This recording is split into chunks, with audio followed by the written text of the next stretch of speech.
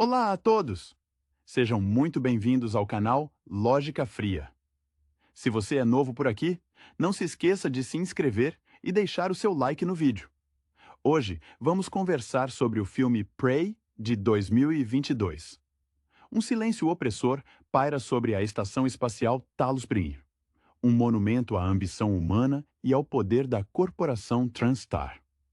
A história nos lança diretamente na pele de Morgan Yu, um cientista brilhante cujas memórias parecem ter sido apagadas, ou pelo menos severamente fragmentadas. Morgan, um indivíduo com um passado complexo na pesquisa neurocientífica, desperta em seu escritório luxuoso, sentindo-se estranhamente deslocado. A Dra. Kay Stone, uma colega que parece familiar, mas cujas palavras carregam um peso estranho, tenta guiá-lo, mas algo está fundamentalmente errado. A primeira revelação é a mais chocante. A estação está sob ataque.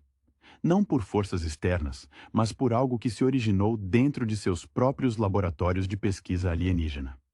Estes seres, os Mimics, possuem uma capacidade assustadora de replicar qualquer objeto inanimado, transformando um simples copo de café ou uma cadeira em uma ameaça letal. A paranoia se instala de imediato. Quem ou o que pode ser confiável quando um objeto inofensivo pode se transformar em um predador? A narrativa se desenrola como uma tentativa desesperada de Morgan de recuperar suas memórias e entender a extensão do desastre.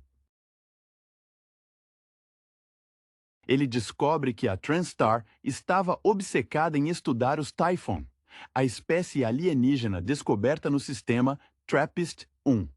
O diretor da estação, Alex Yu, irmão de Morgan, e talvez seu maior rival intelectual, estava liderando os experimentos mais arriscados.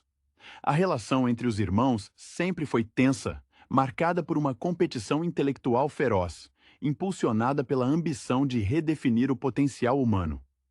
Enquanto Morgan navega pelos corredores desertos e aterrorizantes da Talos Primeiro, ele se depara com os restos da tripulação.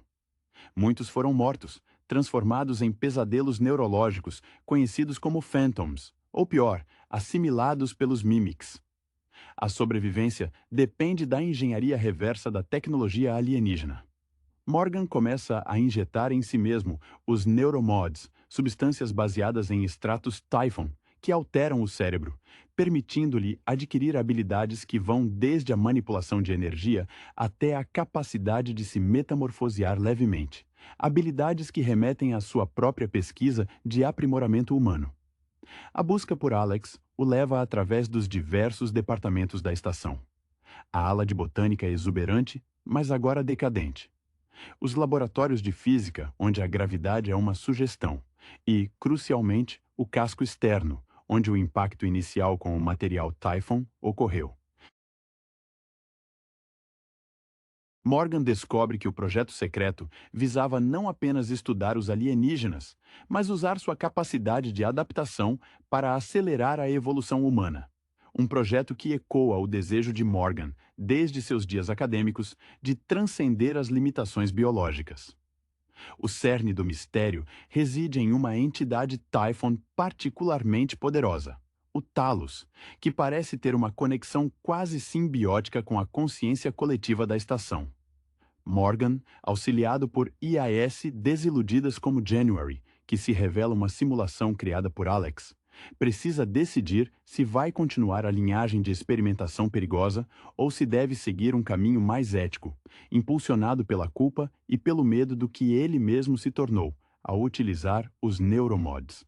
A tensão final se concentra na câmara de contenção.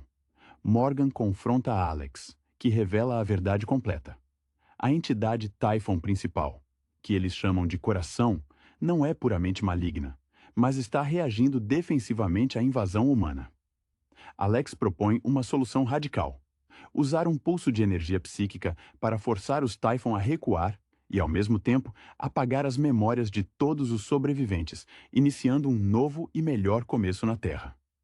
É neste momento que a liberdade de escolha de Morgan, cimentada pelas memórias restauradas, se torna crucial.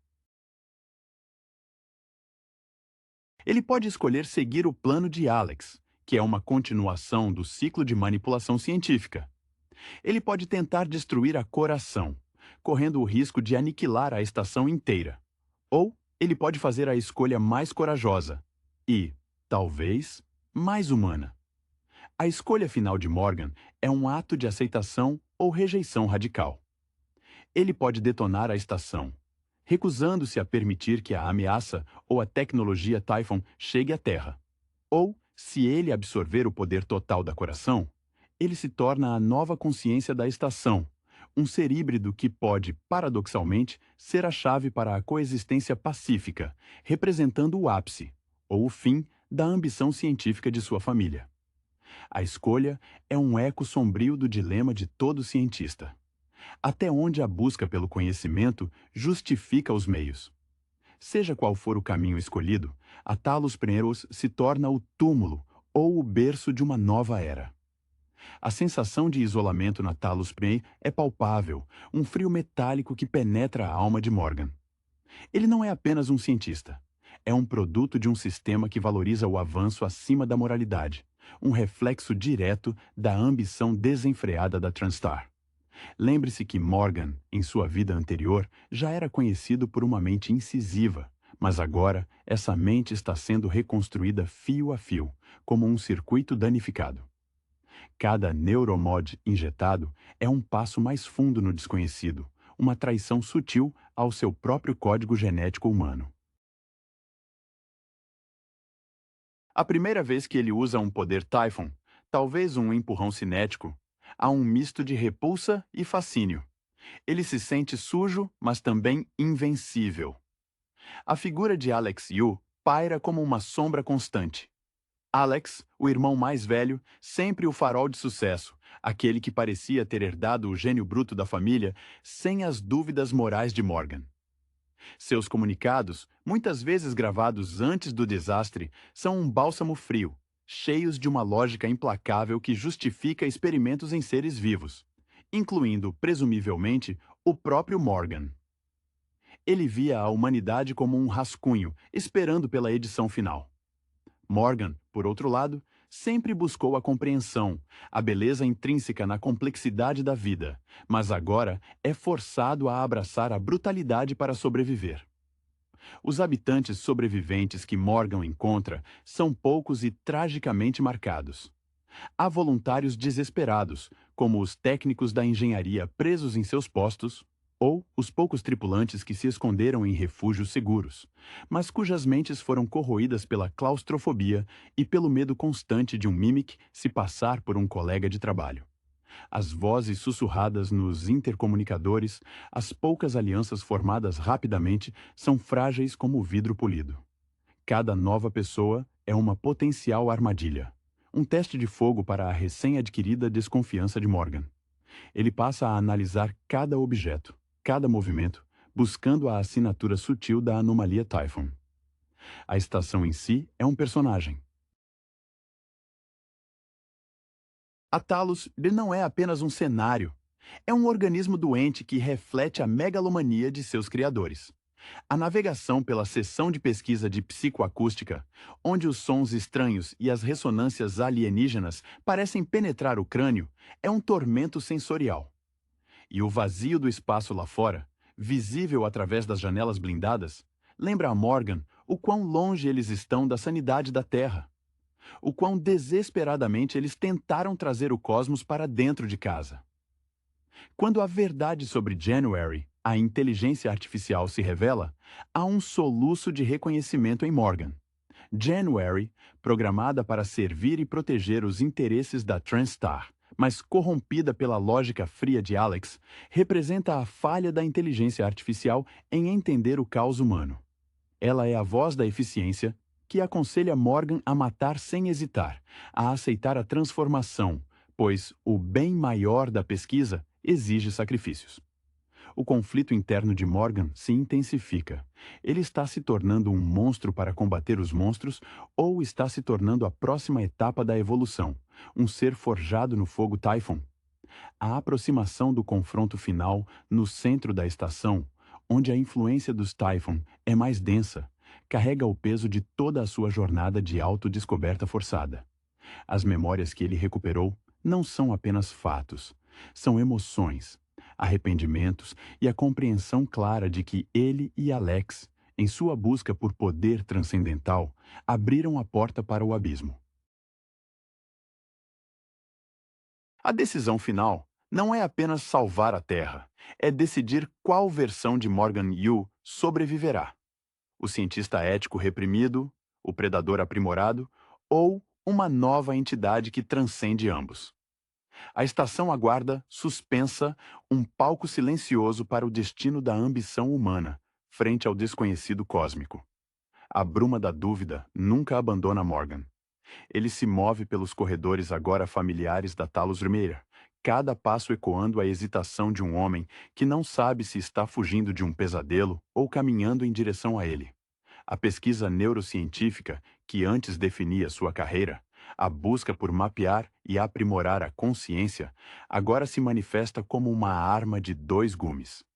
Ele se lembra de incontáveis horas debruçado sobre diagramas cerebrais, sonhando em desbloquear o potencial humano. Agora, ele desbloqueia poderes que o fazem temer a própria reflexão. Cada vez que ele evoca a habilidade Tifon, há uma reverberação fria, uma sensação de que a essência de Morgan Yu está sendo lentamente diluída em algo estranho e alienígena. Alex Yu, o arquiteto de tudo, é o espectro da excelência inatingível. Em flashback ou em gravações preservadas, Alex exibe uma convicção quase religiosa em sua missão. Ele não via os Typhon como uma ameaça, mas como uma matéria-prima, um catalisador que a humanidade, em sua lentidão evolutiva, não conseguia criar sozinha. A rivalidade entre os irmãos não era apenas profissional, era filosófica. Morgan sempre foi o mais cauteloso, o que questionava a linha tênue entre avanço e transgressão. Alex nunca questionou. Sua calma, sua voz modulada ao propor sacrifícios em nome da próxima fase da evolução, é mais aterrorizante do que qualquer grito de um Mimic. A solidão é tamanha que as vozes que Morgan ouve, os ecos de tripulantes desaparecidos, os avisos distorcidos das câmeras de segurança, se tornam indistinguíveis dos seus próprios pensamentos. Há momentos em que ele se vê paralisado, olhando fixamente para um item de escritório, esperando o salto. A confiança, uma vez um alicerce da interação humana, foi completamente destruída. Ele prefere a companhia de operadores de máquinas defeituosas ou os diagramas esquemáticos de sistemas de suporte à vida, pois eles são previsivelmente falhos, ao contrário de um rosto humano que pode se desfazer em tentáculos e garras. A estação Talos Prempeh, sob o ataque Typhon, está em um estado de entropia sublime. A ala de terraformação, outrora um símbolo da capacidade humana de impor ordem sobre a natureza, está agora repleta de vegetação mutante, engolida por uma força biológica que não obedece às leis da botânica terrestre. É um microcosmo da ambição humana. Criar um jardim paradisíaco e, inadvertidamente, cultivar um campo de batalha cósmico. As salas de simulação, onde se treinava a resposta a ameaças, tornaram-se os locais mais perigosos, pois os Typhon aprenderam a explorar essas simulações, transformando o treinamento em armadilha real. A interação com January, a inteligência artificial, é um teste constante de sanidade. January representa a lógica pura, a eficiência desprovida de empatia. Ela constantemente lembra Morgan de seus objetivos pragmáticos, incentivando-o a eliminar qualquer vestígio de humanidade que possa atrapalhar a missão de sobrevivência.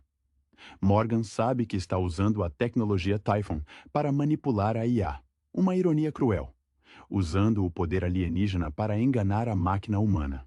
O conhecimento de que Alex programou January para, em última instância, forçá-lo a seguir o caminho do experimento final, é o golpe mais doloroso, confirmando que, para seu irmão, Morgan era apenas mais uma variável a ser controlada. Ao se aproximar do coração, o ponto nevrálgico da influência Typhon, Morgan sente a pressão não só física, mas existencial. As memórias restauradas mostram que o acidente não foi puramente um erro de contenção.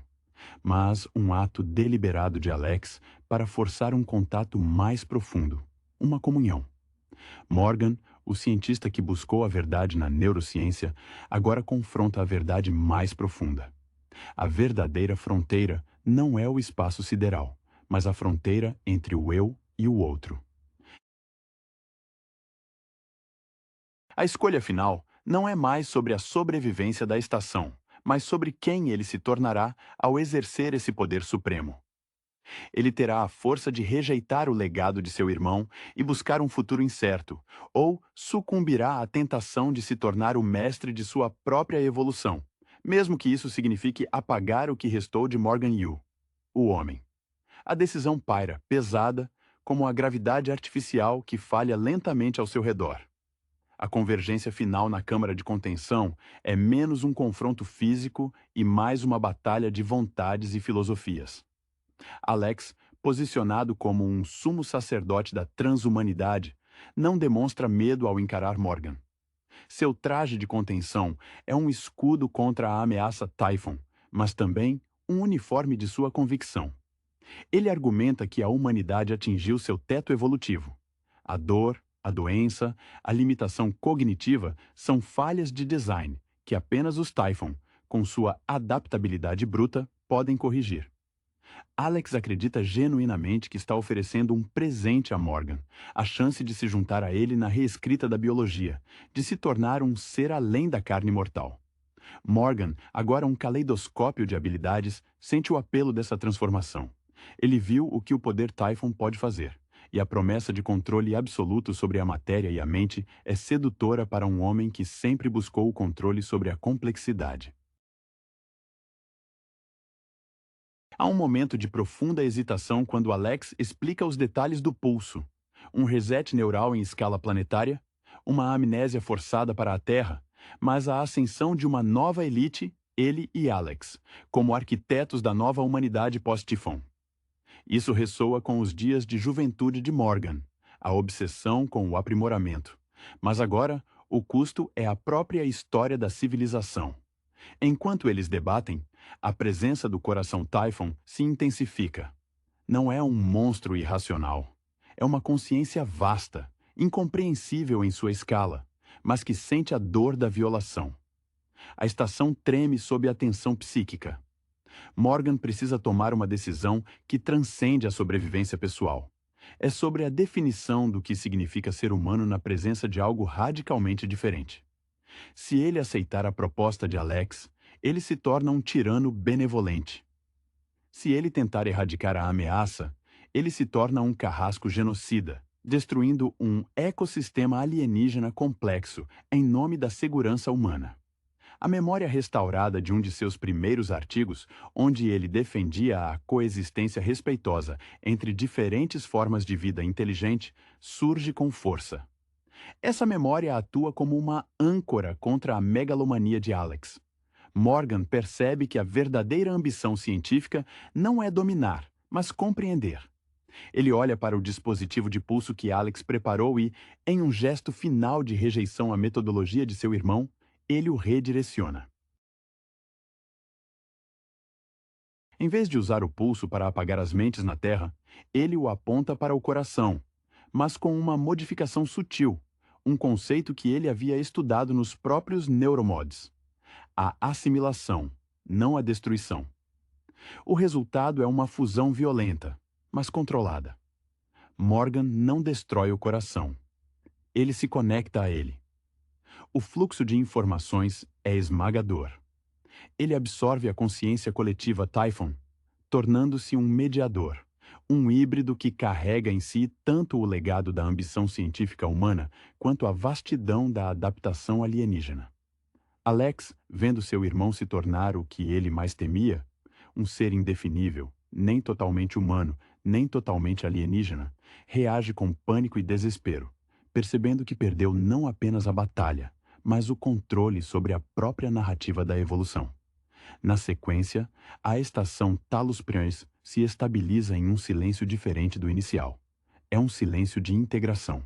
Morgan, agora uma entidade em transformação perpétua, observa a Terra através das janelas, carregando o peso de sua nova existência. Ele não regressa como o cientista que partiu, nem como o predador que temia ser. Ele é a ponte, o resultado inevitável da arrogância humana em tocar o que não compreendia. A questão que permanece é se essa nova forma de vida, forjada no conflito, será capaz de proteger a humanidade de si mesma, ou se ele próprio se tornará a próxima grande ameaça. Um guardião que opera sob um código moral inteiramente novo.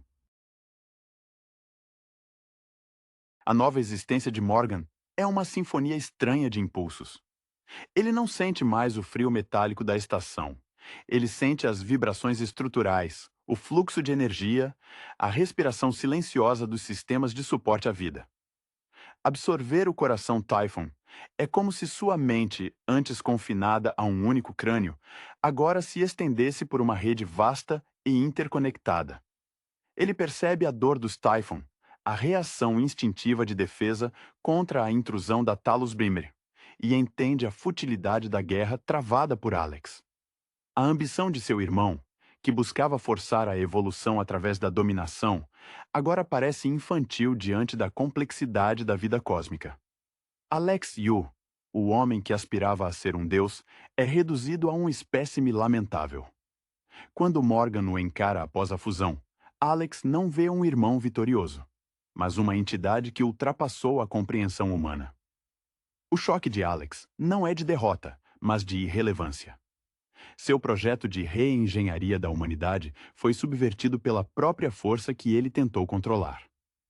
Morgan, agora revestido de uma nova pele perceptiva, vê a fragilidade por trás da fachada de gênio de Alex.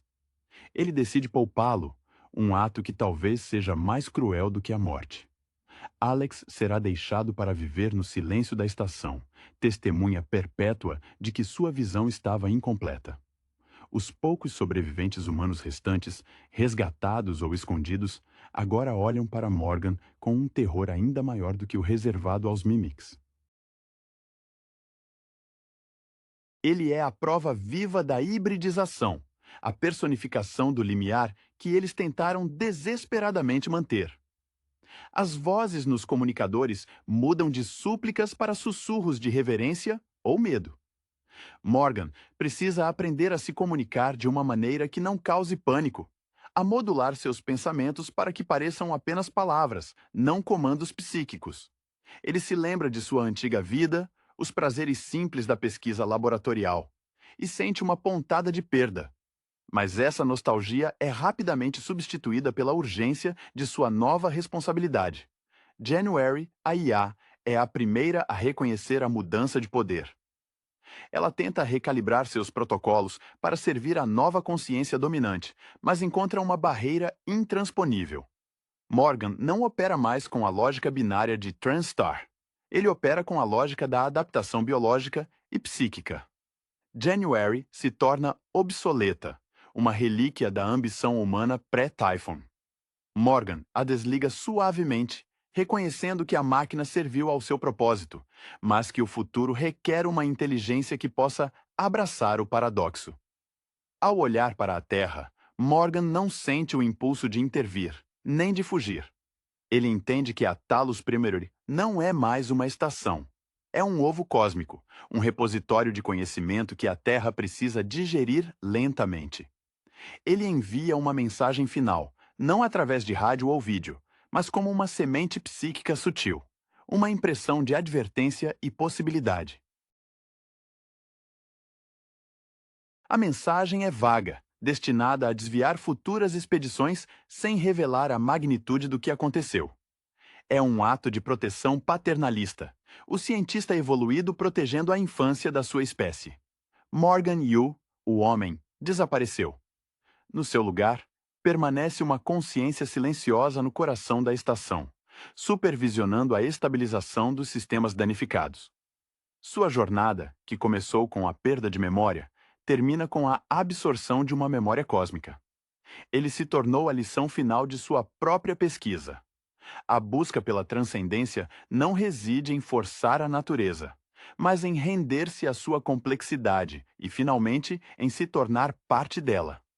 A Talos Primêmero flutua, agora um monumento à humildade imposta, e Morgan, seu novo guardião alienígena humano, inicia a longa espera.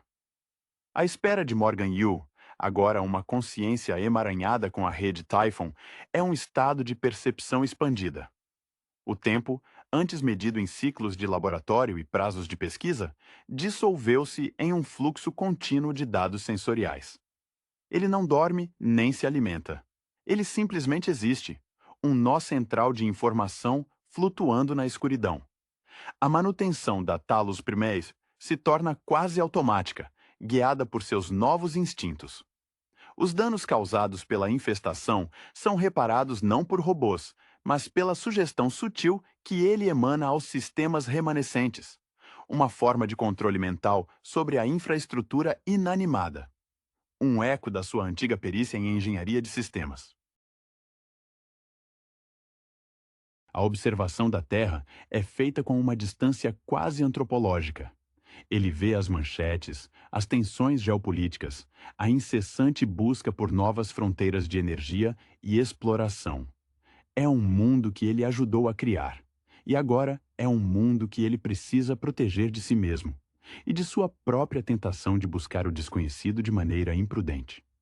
A mensagem sutil que ele enviou não é uma ordem, mas um sentimento, uma barreira intuitiva.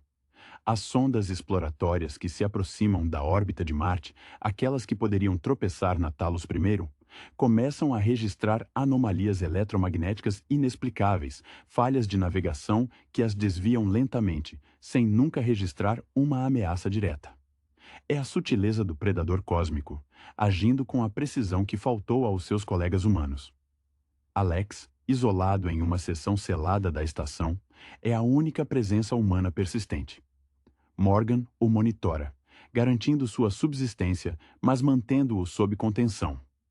A relação entre os irmãos agora é de carrasco e prisioneiro, mas sem o fervor da vingança. Morgan sente pena da rigidez intelectual de Alex, da sua incapacidade de aceitar que a evolução não é um projeto de engenharia controlável, mas um processo caótico e adaptativo. Às vezes, Morgan projeta pensamentos para Alex, imagens de vastas paisagens Typhon, de beleza alienígena, tentando plantar a semente da aceitação, mas Alex responde apenas com um silêncio teimoso ou com rabiscos frenéticos em seus diários, reescrevendo teorias de domínio. A integração com a biologia Typhon traz uma compreensão profunda da matéria escura e da energia que moldam o universo. Morgan aprende que os Typhon não são inerentemente malévolos. Eles são simplesmente a próxima etapa, uma forma de vida que se manifesta como um campo de possibilidades. Sua própria existência agora reflete isso. Ele pode assumir formas mais estáveis e humanas para interagir com os poucos tripulantes sobreviventes que se esforçam para restaurar um módulo de comunicação com a Terra. Quando ele se manifesta como o Morgan que eles conheceram, ele o faz com uma cautela dolorosa, lembrando-se constantemente da fragilidade da confiança. Ele se apresenta como um milagre da engenharia de sobrevivência, omitindo a parte alienígena. A Talos Preir se transforma sob sua influência. As fissuras no casco são seladas com um material orgânico que se integra perfeitamente, e os sistemas de energia são otimizados usando princípios de ressonância Typhon. A estação se torna um santuário silencioso, um laboratório vivo, mas seguro. O legado de Morgan não é mais a busca por um prêmio científico ou a superação de seu irmão, mas a manutenção desse equilíbrio precário.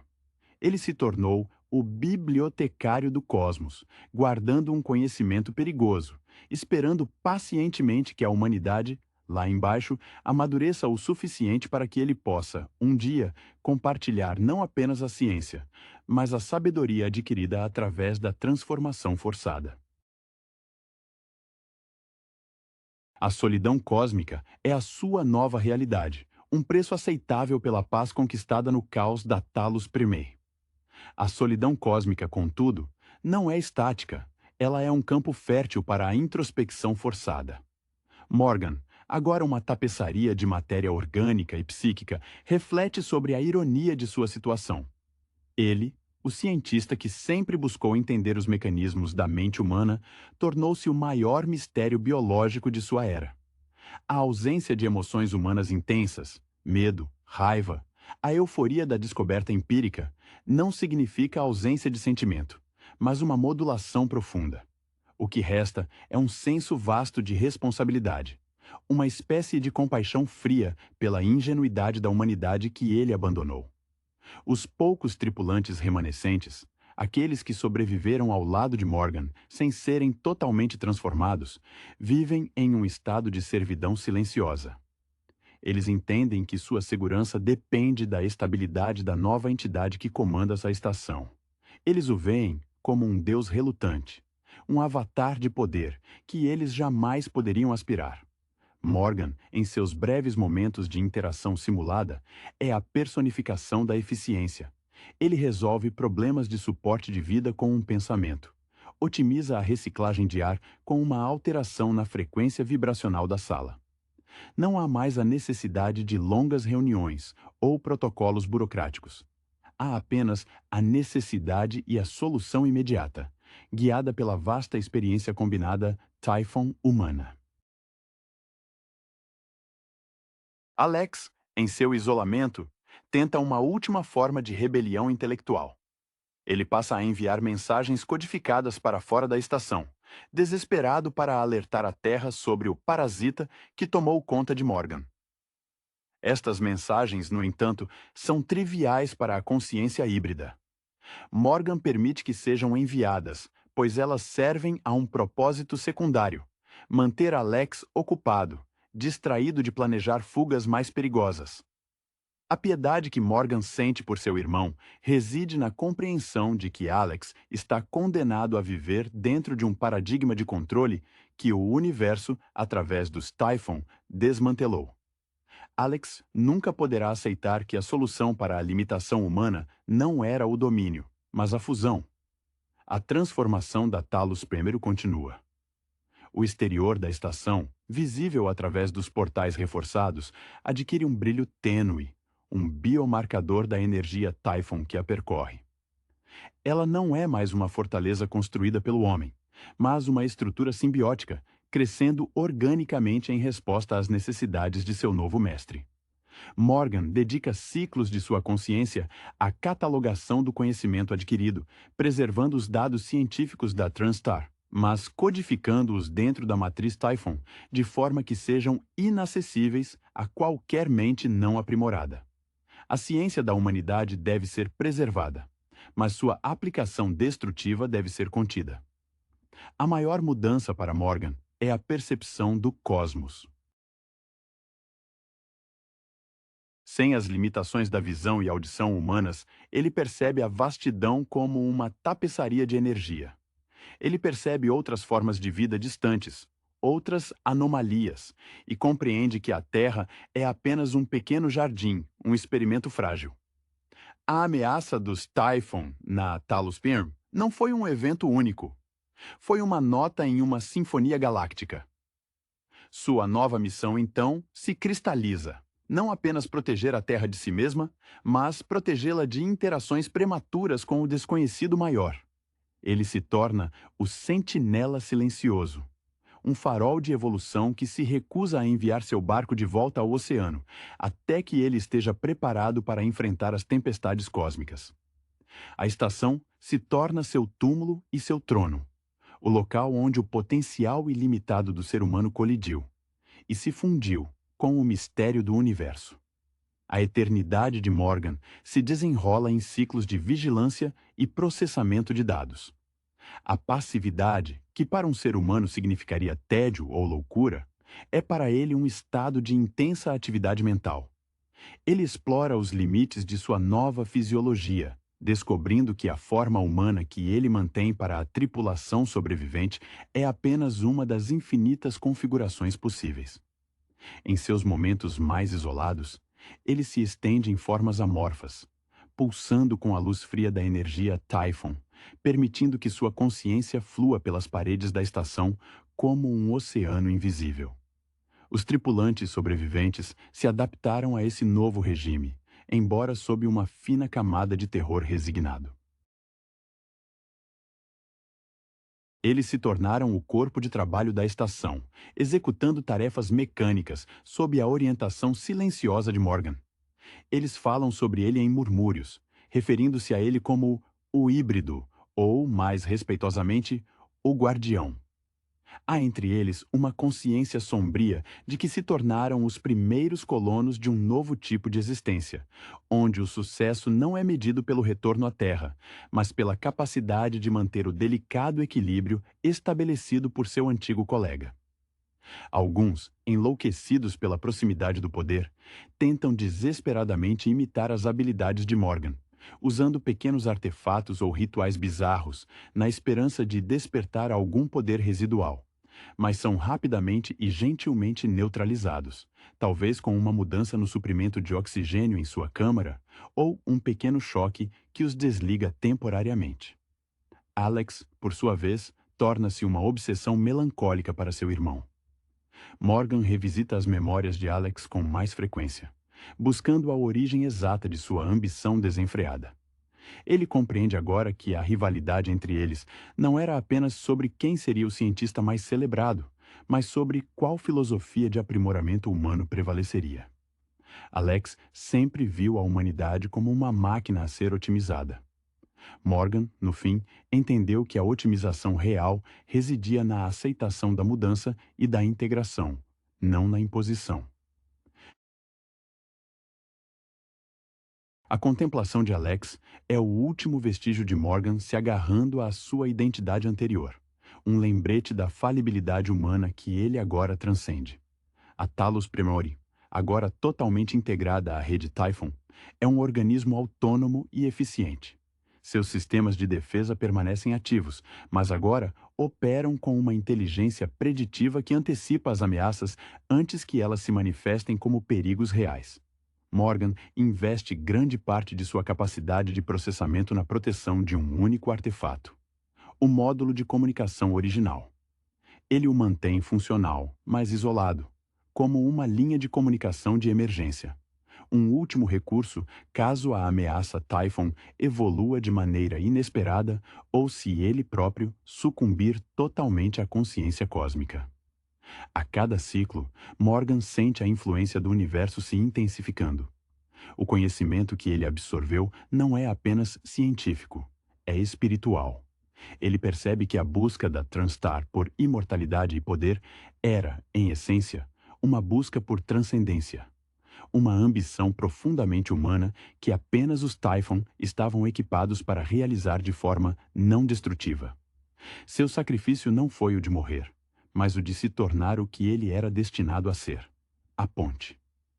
Ele não salvará a Terra enviando uma mensagem de alerta.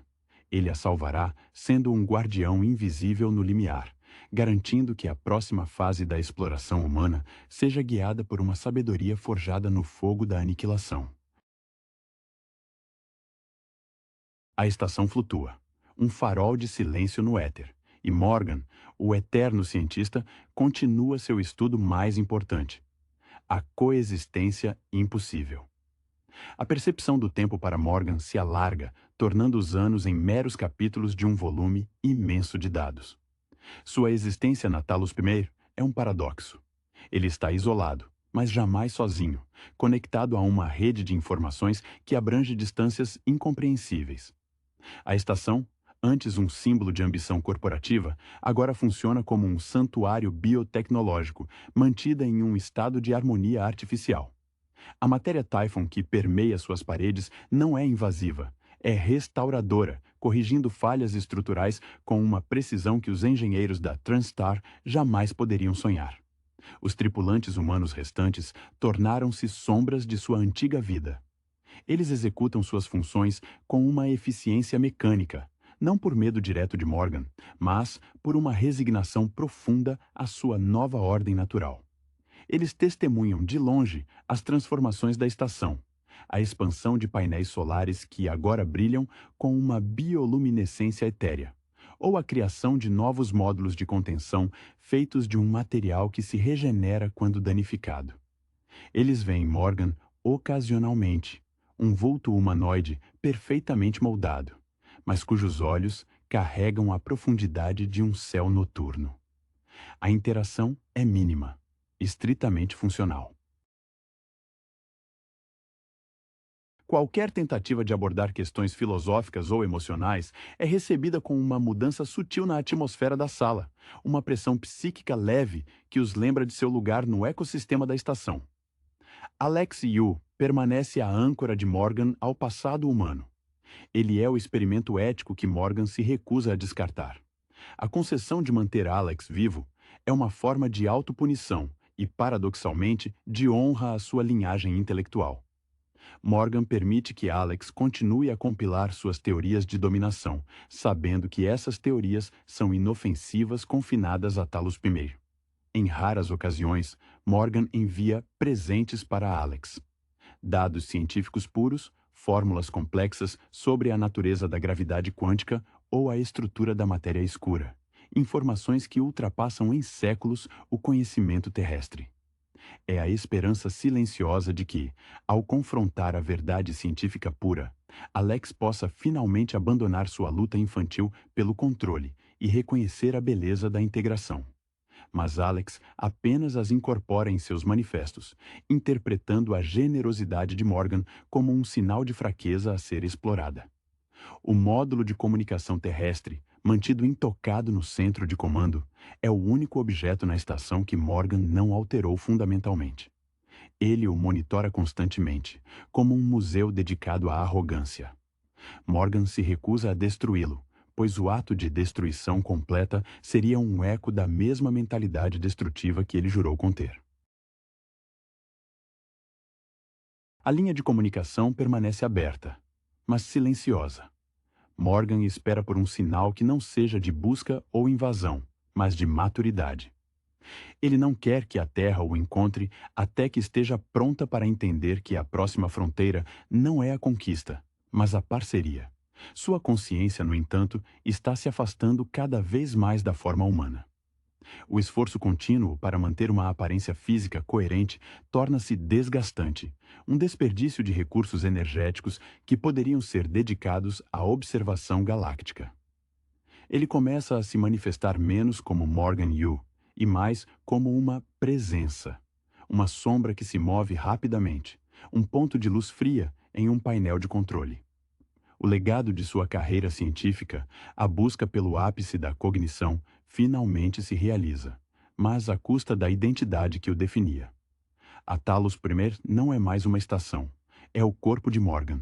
E ele é a mente que a guia através do silêncio eterno do espaço, um sentinela forjado pela colisão de ambição e biologia alienígena.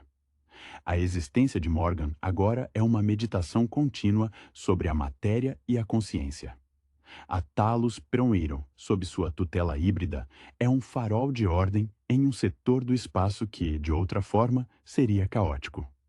A energia que flui pelos cabos não é mais eletricidade pura. É uma corrente psíquica que vibra com a intenção. Ele percebe que a verdadeira fronteira da ciência, aquela que ele e Alex tanto buscaram, não estava na manipulação de genes ou na criação de inteligências artificiais avançadas, mas na compreensão da interconectividade fundamental de toda a existência, uma verdade que os Typhon haviam dominado instintivamente. Os sobreviventes humanos tornaram-se quase invisíveis para Morgan, tão integrados à rotina da estação que suas ações são previsíveis e, portanto, não exigem atenção ativa. Eles trabalham, dormem e se comunicam em um tom baixo e reverente, como monges em um mosteiro orbital dedicado a uma divindade incompreensível. Sua lealdade não é forçada pelo medo, mas pela evidência irrefutável da sobrevivência que a presença de Morgan garante. Eles são a última amostra da humanidade pré-contato, mantida em um ambiente esterilizado para observação, um museu vivo sob a custódia de seu curador alienígena. A figura de Alex é cada vez mais um fardo sentimental. Morgan sente a teimosia de seu irmão como uma dissonância irritante no campo psíquico da estação. Ele observa Alex dedicando-se a um último projeto autodestrutivo. Tentar replicar um neuromod usando materiais rudimentares encontrados em seu confinamento. É uma tentativa desesperada de recuperar o poder, mas Morgan permite, pois a atividade impede Alex de cair em um estupor catatônico. A ironia é que, se Alex conseguisse, o poder seria efêmero e perigoso, algo que a matriz Typhon dissolveria instantaneamente.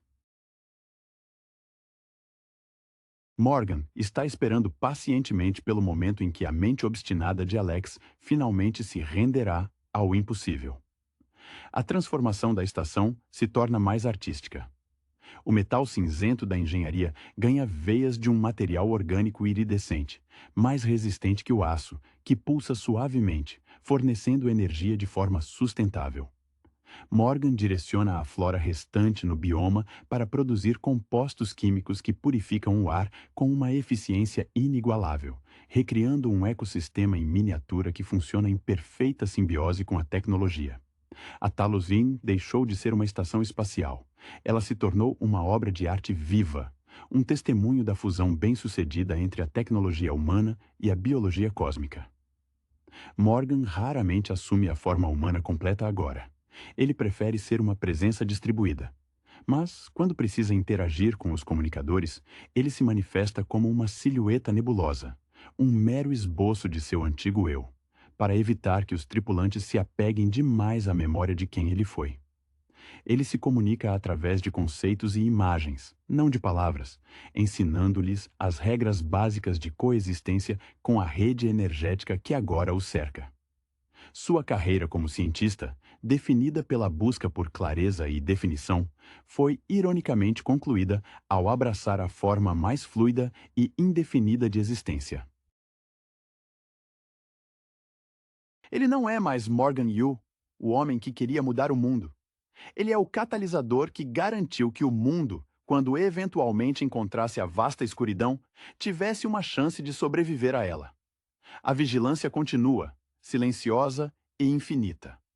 A imensidão do silêncio cósmico é a nova linguagem de Morgan. A estação Talos Priere não é mais um objeto. É uma extensão de sua própria consciência, um casulo biônico que navega lentamente pelas bordas do sistema solar. Ele opera com a paciência de um ciclo geológico, consciente de que a urgência humana é uma limitação que ele superou. A manutenção dos sistemas de suporte à vida para os tripulantes restantes tornou-se uma tarefa de baixa prioridade, um aceno residual à sua antiga humanidade, pois ele prevê que seu tempo de convivência com eles está se esgotando. Os poucos humanos que restaram na estação já internalizaram a ausência de um líder convencional. Eles se movem em rotinas estabelecidas, quase instintivas, ditadas pelas flutuações energéticas que Morgan comanda. A motivação deles não é mais a sobrevivência corporativa ou o retorno à Terra, mas a sobrevivência do pequeno sistema ordenado que Morgan criou. Eles são testemunhas mudas de um avanço evolutivo que ocorreu sem sua participação consciente. A admiração deu lugar a uma indiferença respeitosa, a aceitação de que eles são meros inquilinos em um corpo de conhecimento muito maior. Alex Yu, o rival intelectual e irmão, alcança o clímax de sua teimosia. Morgan monitora a tentativa final de Alex de sintetizar um poder aprimorado. O resultado é um fracasso espetacular. Uma explosão controlada de energia que danifica levemente a contenção de Alex, mas que também o exausta totalmente. Não há fúria na resposta de Morgan. Apenas uma análise clínica. Ele vê a tentativa de Alex como a última manifestação da ambição humana não resolvida. A crença de que o poder pode ser forçado através da engenharia química e não alcançado através da aceitação da mudança orgânica. Morgan, então, permite que a contenção de Alex se feche completamente, isolando-o de qualquer fonte de informação externa ou material bruto. É um ato de misericórdia pragmática. Cessar a luta para preservar a energia da estação.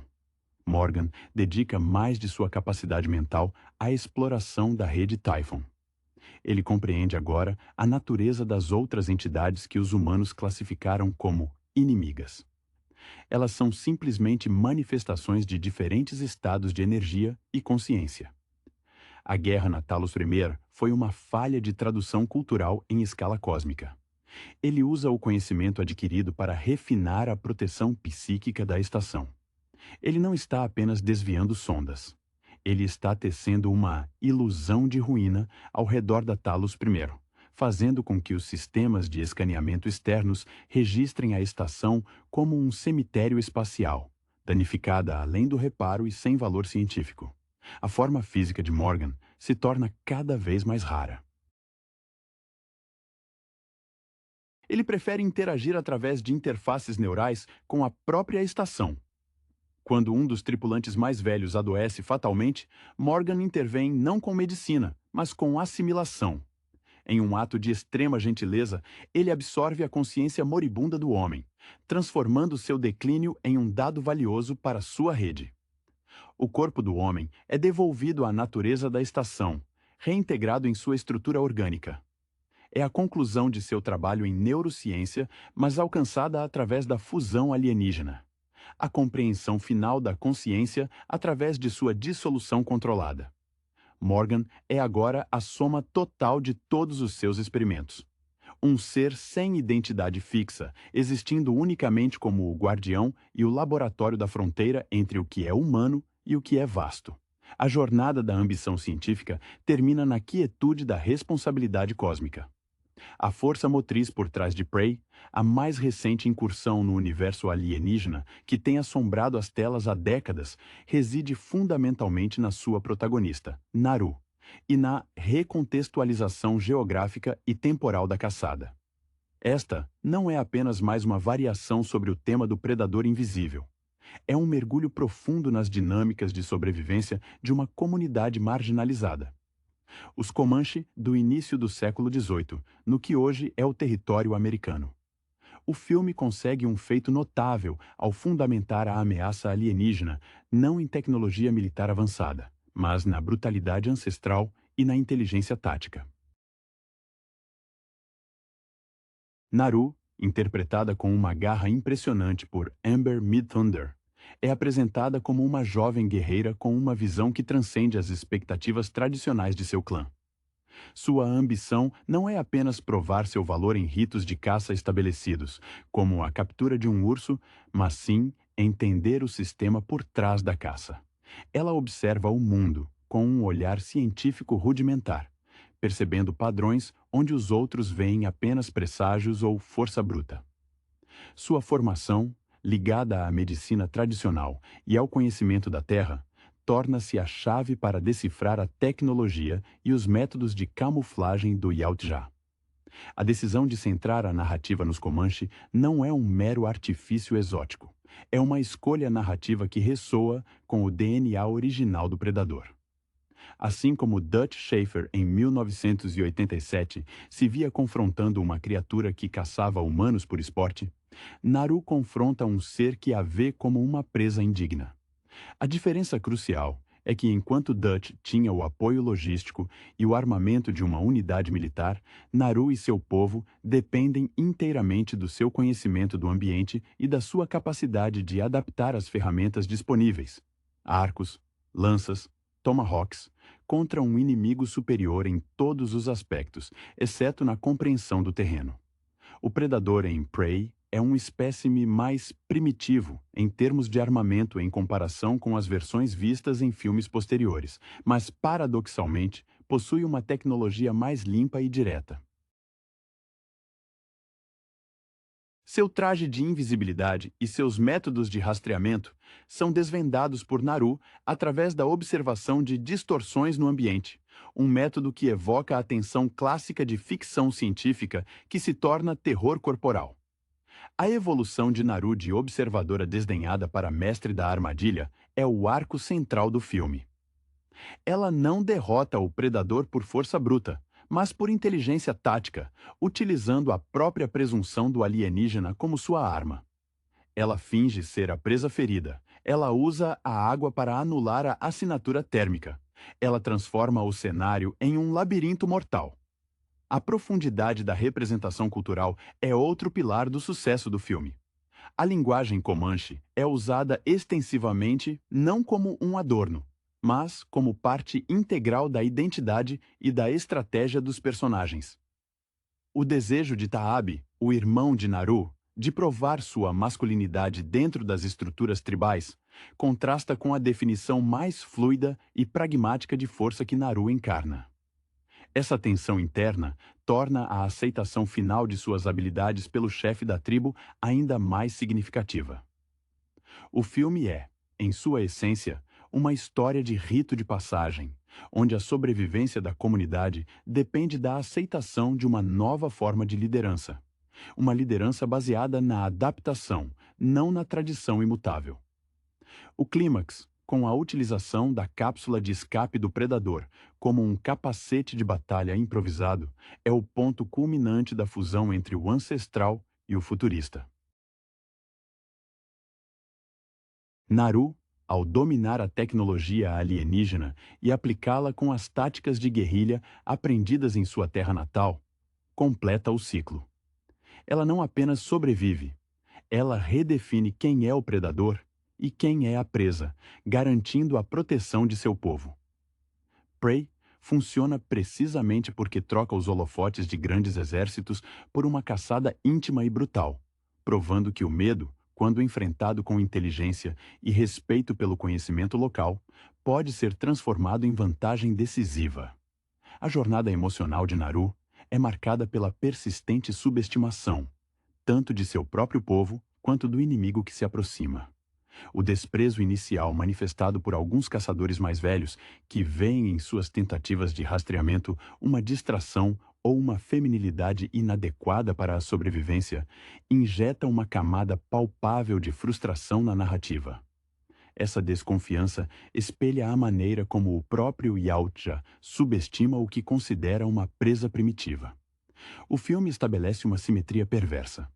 Ambos os lados carregam um preconceito que os cega temporariamente para a verdadeira capacidade do outro. Naru, com sua disciplina silenciosa, internaliza essa pressão, transformando a necessidade de aceitação em combustível para sua observação aguçada. Sua relação com o cão, Sari, que é apresentado como um companheiro leal e de forma crucial, um detector precoce das anomalias ambientais, cimenta sua conexão com o mundo natural que o predador tenta violentamente ignorar. Sari não apenas alerta, mas também se torna uma vítima tangível da violência alienígena, elevando as apostas pessoais de Naru de uma busca por reconhecimento para uma vingança fria e calculada. A cena em que Sari é atacado e a subsequente fúria contida de Naru são momentos de catarse bem merecidos, permitindo que a audiência se apegue ainda mais à sua causa. Comparando Naru com Dutch Schaefer, de Arnold Schwarzenegger, percebemos que, embora ambos sejam indivíduos resilientes que enfrentam o inominável, Naru é mais uma sobrevivente estratégica do que uma máquina de combate musculosa. O filme de 1987 era sobre o poder físico e a astúcia tática contra um predador tecnológico. Prey é sobre a aplicação do conhecimento etnográfico e ecológico contra uma força que desrespeita a ecologia. Naru usa a água para se esconder, lembrando-nos de como os elementos naturais são as primeiras barreiras contra qualquer invasão superior. Ela se move com a furtividade de quem pertence ao mato, uma habilidade que o predador, apesar de seu camuflagem avançada, nunca consegue replicar verdadeiramente, pois ele opera contra o ambiente, e não dentro dele. A representação do Yautja neste filme também merece destaque. Ele é um caçador que busca um troféu digno. A recusa em matar Naru quando ela está desarmada ou em desvantagem clara, mas não aterrorizada, reflete o código de honra que define a espécie. Quando Naru é forçada a usar o arsenal do predador, o disco retrátil, o bracelete de punho, contra ele, ela não está apenas lutando, ela está reeducando seu oponente sobre quem realmente merece caçar. O ato final de Naru, ao usar o visor térmico do capacete, permitindo-lhe ver através do disfarce, simboliza a vitória da percepção humana sobre a ilusão tecnológica alienígena. É a clareza da visão, forjada pela necessidade e pela observação paciente, que triunfa sobre a tecnologia opaca. O alívio no rosto de Naru, quando ela finalmente garante sua vitória e retorna à sua comunidade sob a luz do sol, não é o triunfo eufórico de um soldado voltando da guerra, mas a exaustão digna de quem salvou seu lar, honrando o legado de sua linhagem através da inovação necessária. A profundidade da imersão cultural se manifesta também na forma como o filme aborda a resistência contra os colonizadores brancos, que representam uma ameaça imediata e mais previsível para os Comanche do que o alienígena. Essa ameaça humana, representada pelos caçadores de peles armados com mosquetes, funciona como um catalisador secundário. Eles não apenas oferecem alvos práticos para Naru testar suas novas táticas, permitindo-lhe obter, por exemplo, uma arma de fogo funcional que será crucial mais tarde, mas também reforçam a ideia de que a verdadeira sobrevivência reside na adaptação contínua. Os homens brancos são arrogantes em sua tecnologia, subestimando a inteligência dos nativos, um erro espelhado pelo Yautja. A ironia trágica é que os Comanche precisam primeiro lidar com a invasão humana, que parece mais fácil de entender, antes de confrontar a ameaça intergaláctica. A performance de Amber Midthunder é notável por sua contenção emocional. Naru raramente grita ou demonstra pânico descontrolado. Sua força é manifestada em movimentos econômicos, no olhar fixo e na respiração controlada. Isso a diferencia de muitas heroínas de ação modernas que dependem de explosões emocionais. A emoção aqui é reservada para momentos íntimos. O desespero ao ver Sari ferido, ou a determinação silenciosa ao se preparar para a armadilha final. Esse estoicismo é um reflexo direto da necessidade de manter a compostura sob constante vigilância, um traço essencial para um caçador eficaz em ambientes hostis. A cenografia e a cinematografia jogam um papel vital na amplificação da tensão. O vasto e intocado território das grandes planícies, filmado com uma paleta de cores terrosas e verdes profundos, torna o predador, quando visível, um elemento completamente antinatural. Seus flashes de luz azulada e o efeito de distorção térmica contrastam violentamente com a suavidade orgânica do ambiente. O diretor Dan Trachtenberg utiliza o silêncio de forma magistral. As longas sequências onde apenas o vento, o som de cascos de cavalos ou a respiração de Naru preenchem a trilha sonora intensificam a percepção auditiva do espectador, preparando-o para o som agudo e mecânico dos alarmes do Yautja. O conceito de caça justa é subvertido e redefinido por Naru. Para o predador, a caça justa envolve um inimigo tecnologicamente comparável ou um desafio físico extremo. Para Naru, a caça justa é impossível contra um ser com invisibilidade e plasma. Portanto, sua honra reside em manipular as regras do jogo, em usar a própria arrogância do predador contra ele. Ela não busca uma luta de frente. Ela busca a vitória da espécie, garantindo que o ciclo de caça não termine com a morte de seu povo. A inteligência de Naru é a arma mais antiga e eficaz, provando que, mesmo no futuro distante da franquia, a sobrevivência depende da capacidade de adaptação humana em detrimento da superioridade tecnológica alienígena. É uma ode à resiliência, embalada em um suspense de ficção científica primorosamente executado. A ressonância temática de Prey com os filmes anteriores da franquia, especialmente o original de 1987, reside na sua capacidade de purificar a premissa.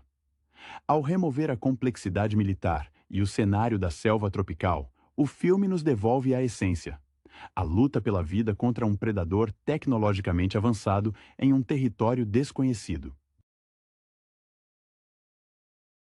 A ausência de diálogos extensos e a dependência da linguagem visual e da ação contam a história com uma clareza quase primal.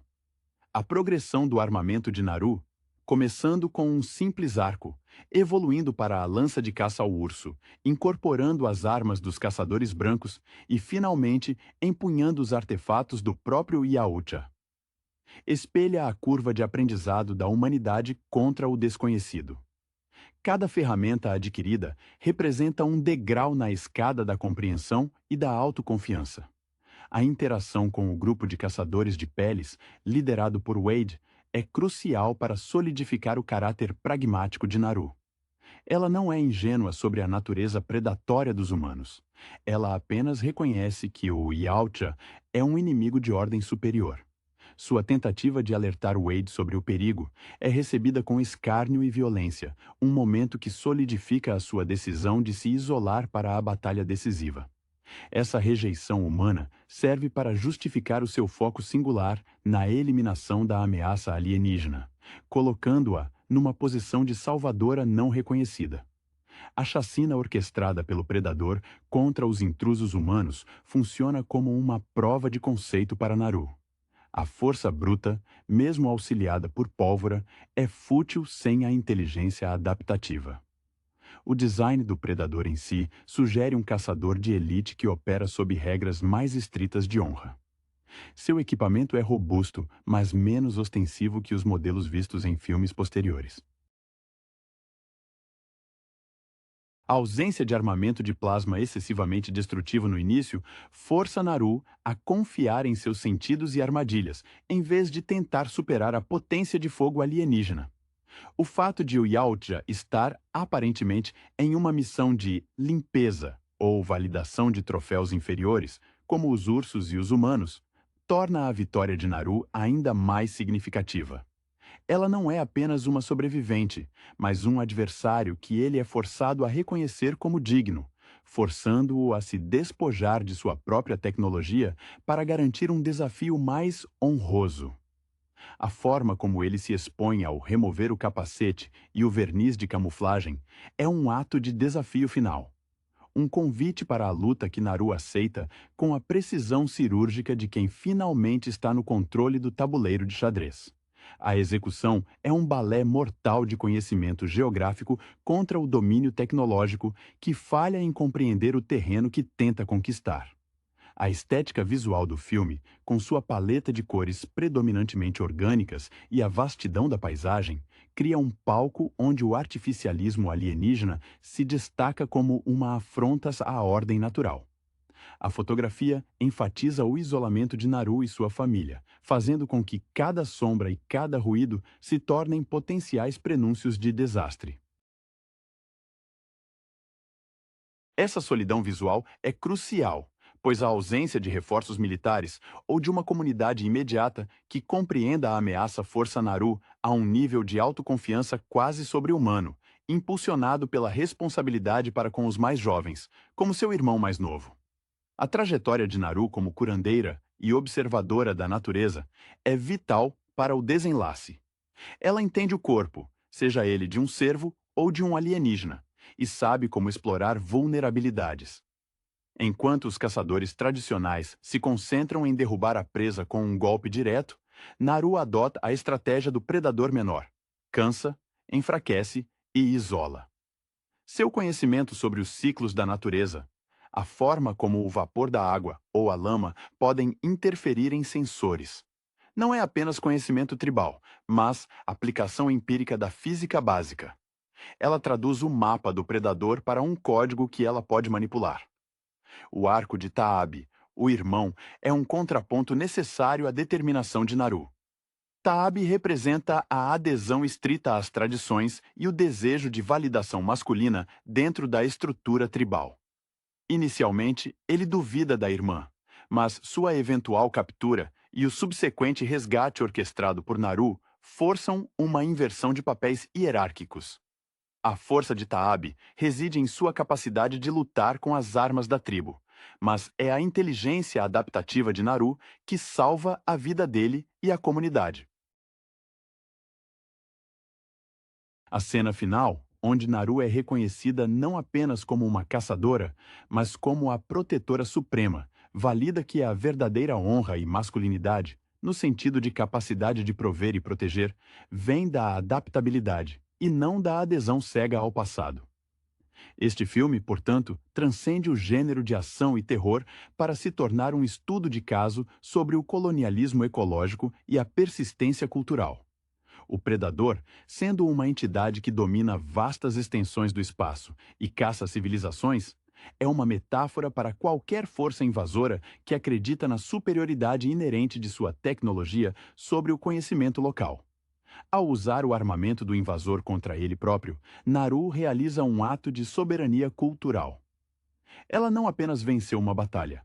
Ela demonstrou que o conhecimento enraizado no território é, em última análise, a armadura mais impenetrável contra a invasão de qualquer império, seja ele galáctico ou terrestre.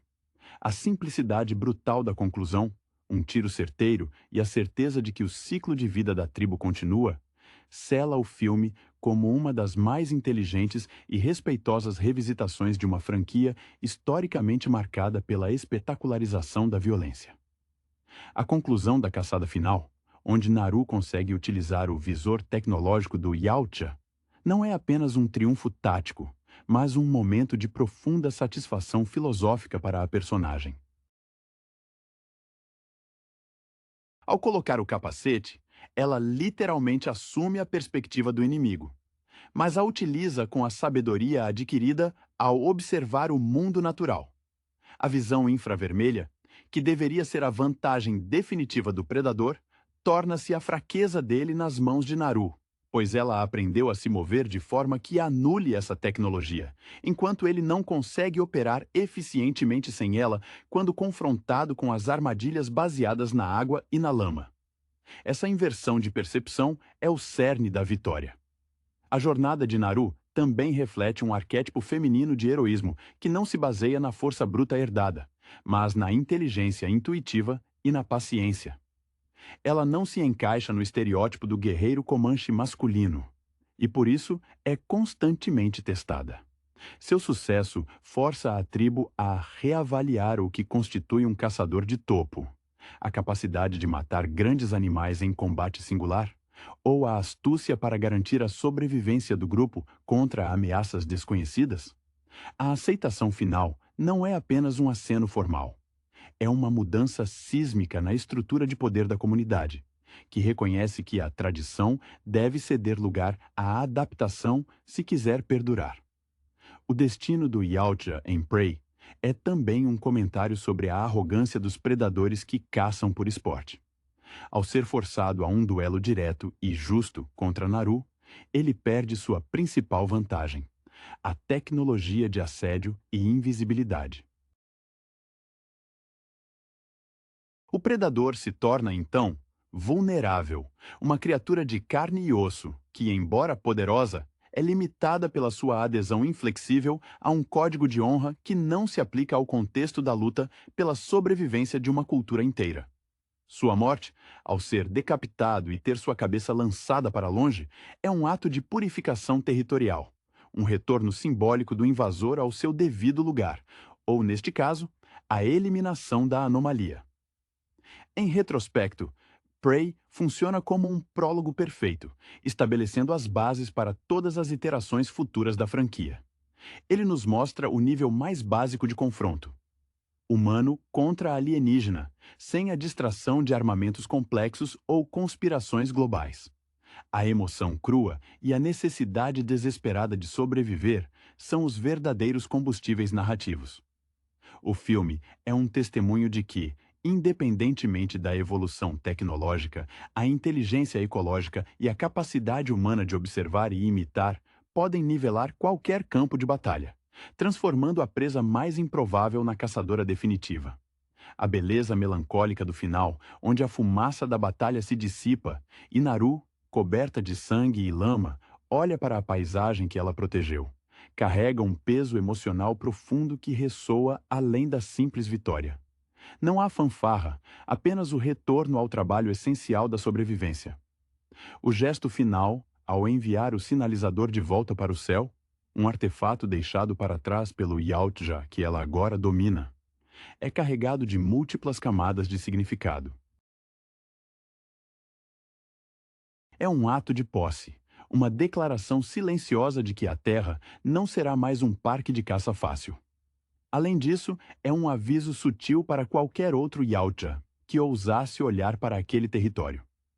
Esta caça terminou, e o preço da intrusão foi alto demais. A relação de Naru com a comunidade, especialmente com o chefe, evolui de forma magistral.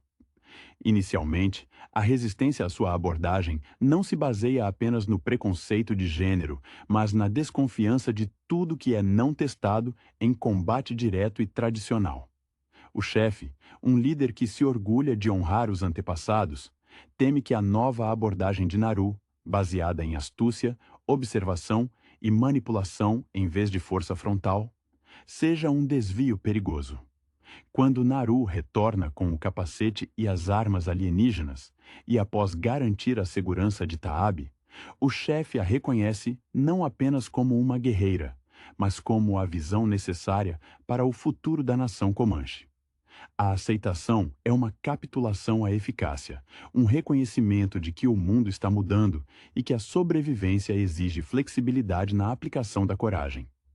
A representação dos colonizadores brancos é propositalmente superficial e desinteressante, servindo quase exclusivamente como carne de canhão e um teste de campo para Naru. Eles existem em um estado de ignorância arrogante, confiando cegamente em seus mosquetes, que são inúteis contra o predador, e apenas ligeiramente mais eficazes contra os Comanche do que um arco bem manejado. A rápida e brutal eliminação deles pelo Yautja serve a um duplo propósito narrativo. Primeiro, elimina uma complicação geopolítica desnecessária para focar na luta principal. Segundo, demonstra a Naru e ao público a escala da ameaça que ela está enfrentando, solidificando o valor de suas táticas não convencionais. Em última análise, Prey é uma aula de recontextualização. Ele resgata o DNA do primeiro filme, a tensão claustrofóbica do caçador-caçado, e o eleva através da lente da história e da ecologia. Naru, a heroína esquecida pelo tempo e pela história oficial, torna-se a guardiã que prova que a superioridade tecnológica não garante a vitória contra a inteligência profundamente enraizada no ambiente. Sua história